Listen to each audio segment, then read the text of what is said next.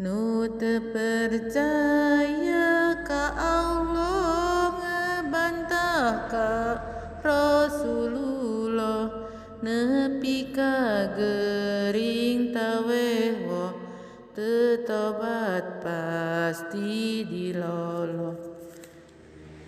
Saha pijalma eunana nu kuat nandanganana anu kaci dari puhna anu ngarandapanana moal aya anu kuat teu aya jalan keur lumpat pikeun jalma nu maripat disiksana paling berat.